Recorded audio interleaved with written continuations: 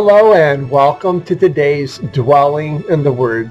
Our Advent reading for today is John chapter 21, verses 18 through 23, which we'll get to in just a moment as Jesus is having a conversation with Peter. But before we look at that text, I want to share with you something that you may or may not know about me. I am a middle child. I grew up with an older brother and a younger sister. And I say all that to say this: whenever my parents told one of us, and only one of us, to do something like go clean your room or go mow the yard or whatever it might be, you could always anticipate a bit of protest. Well, what about her? Or what about him? Why am I the only one that has to do this? And that was almost always the inevitable question that would follow a specific instruction like that. Now, sometimes it just feels like human nature, that this is how we always respond to life. If we have to do something, everyone ought to have to do it.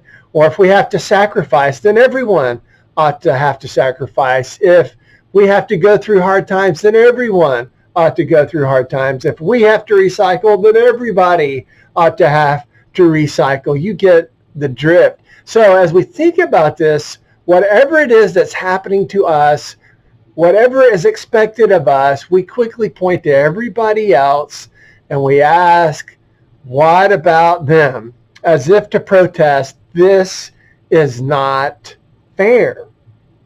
So let's pick up the narrative of John chapter 21 as Jesus engages in this conversation with Peter following the resurrection. Here we go.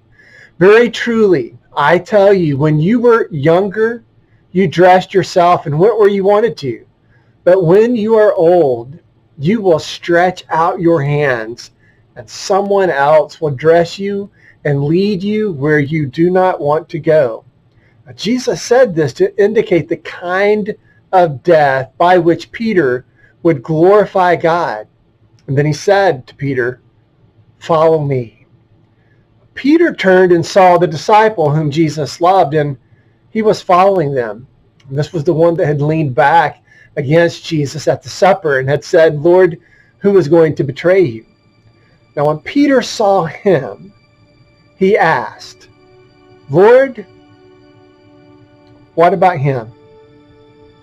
Jesus answered, if I want him to remain alive until I return, what is that to you? You must follow me.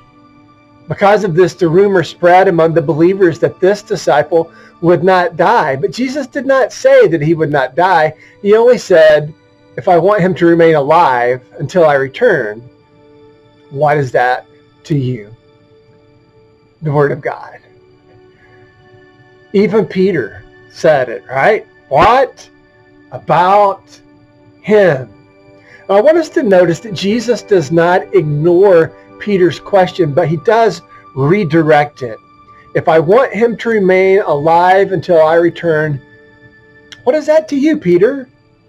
You must follow me. And this is where you and I need to be in our thinking. No matter what is happening to us versus what is happening to everyone else, you and I must follow Jesus.